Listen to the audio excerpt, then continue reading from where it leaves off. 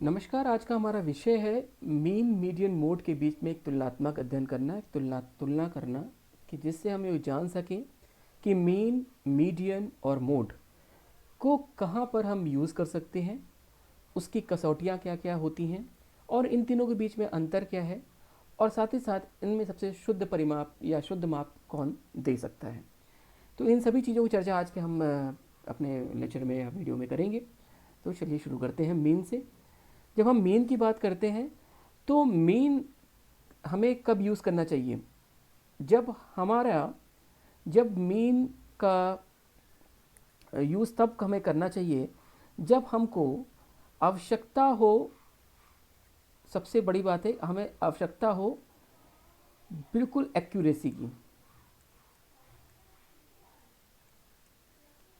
Accuracy की मतलब जो हम चाहते हैं अपना परिणाम बिल्कुल शुद्ध हो, और हम चाहते हैं कि बहुत ही एक्यूरेट हो, या इसको बोल सकते हैं रिलायबल हो। रिलायबिलिटी हाई हो तब हम मीन की गणना कर सकते हैं। और मीन की गणना जब हम कर रहे हैं तो हमें ये देखना होगा कि हमारा जो डाटा है जो प्रदत्त है वो कैसा है।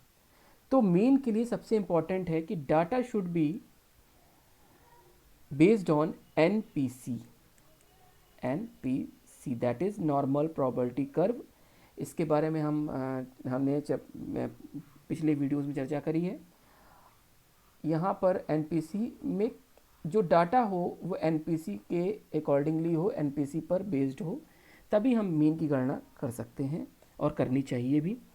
और तीसरी बात ये है कि हम मीन को तब निकालते हैं जब हमें बहुत जो हमारे डाटा है, जो डाटा का नेचर है या डाटा का जो अवेलेबिलिटी है वो क्या हो, वो पूरी हो।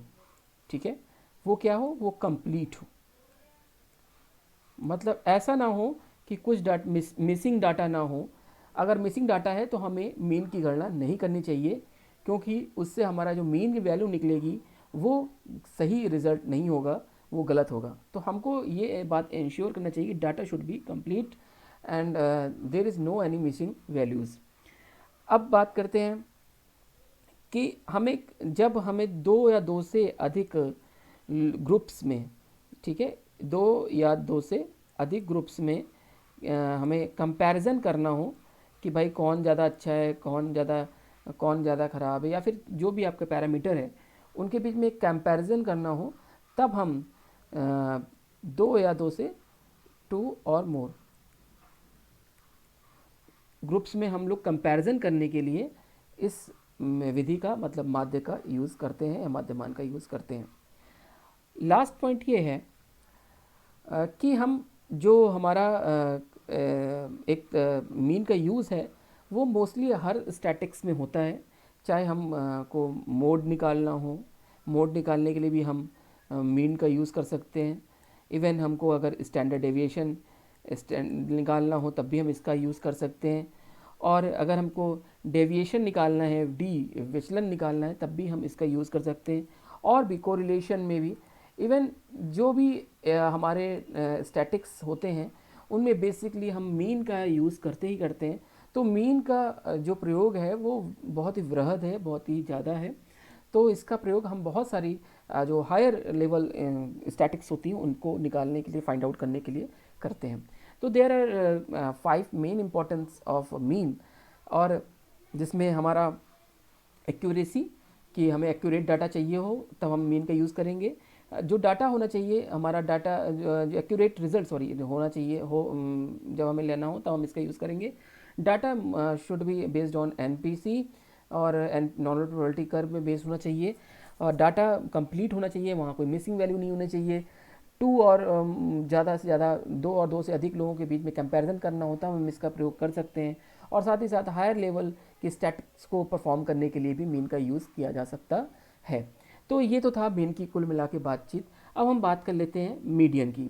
जब हम मीडियन की बात करते हैं तो मीडियन का प्रयोग कहाँ करते हैं मेनली, जब हमको सेंट्रल जो हमारा है, हमें हमें जो रिज़ल्ट चाहिए वो हमें थोड़ा, हम इस बात से समझौता कर सकते हैं कि थोड़ा एक्यूरेट कम रहे, बट हमें शीघ्रता से चाहिए। हमें एक एक अंदाज़ा लगाना है कि भाई इसकी जो सेंट्रल टेंडेंसी है या सेंट्रल मेजरमेंट है, सेंट्रल पॉइंट है, वो कहाँ पर है।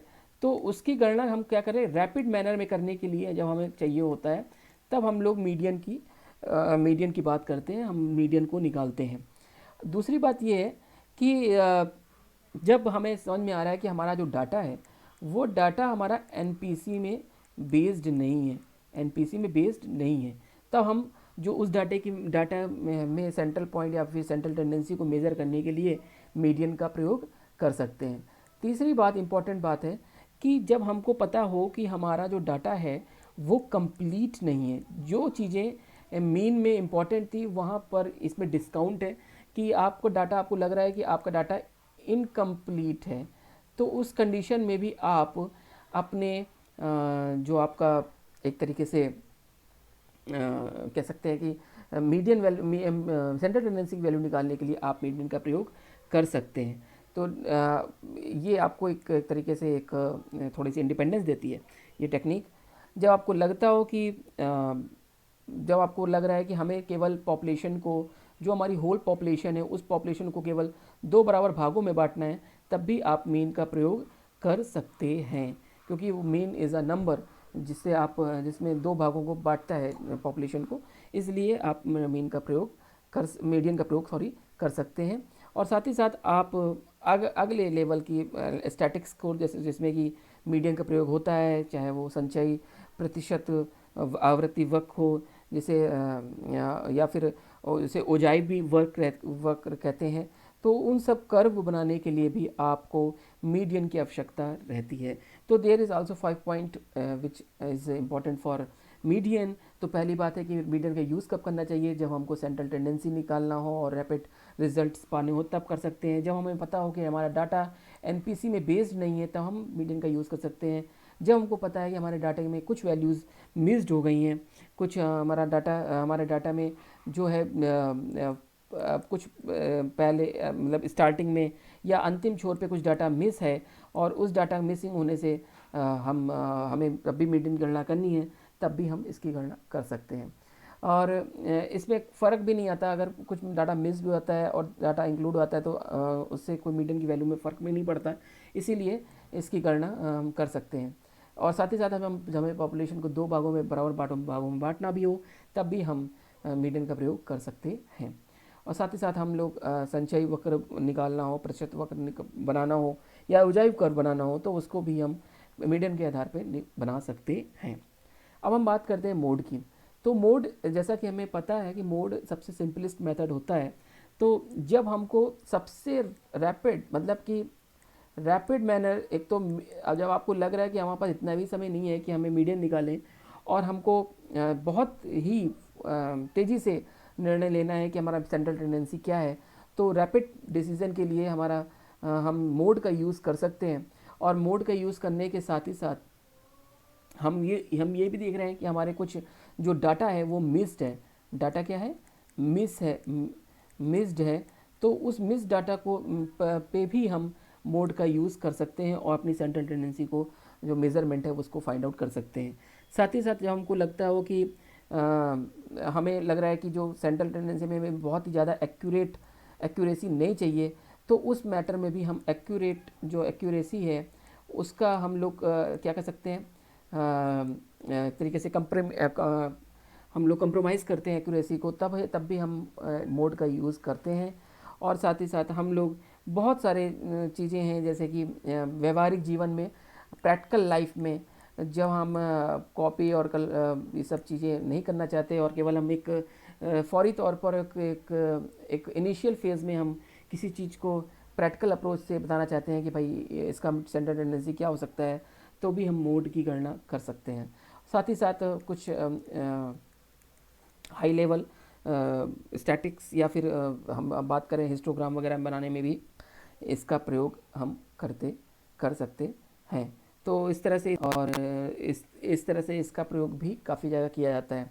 तो कुल मिला के हम तीनों बातों में हम लोगों ने समझ लिया कि तीनों मीन हो, चाहे वो मीडियन हो और चाहे वो मोड हो, इन तीनों में एक संबंध है, इन तीनों में एक संबंध भी पाया जाता है।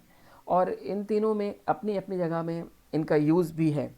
तो अगर हम बात करें, सबसे ज़्यादा एक्यूरेसी जो है वो मीन में होती है, उसके बाद मीडियन में, और उसके बाद मोड में होती है। तो एक्यूरेसी की गणना करें, सबसे जो रिलायबल रिजल्ट मिलते हैं हमें मीन में मिलते हैं, उसके बाद मीडियन में, और उसके बाद मोड में। तो इस प्रकार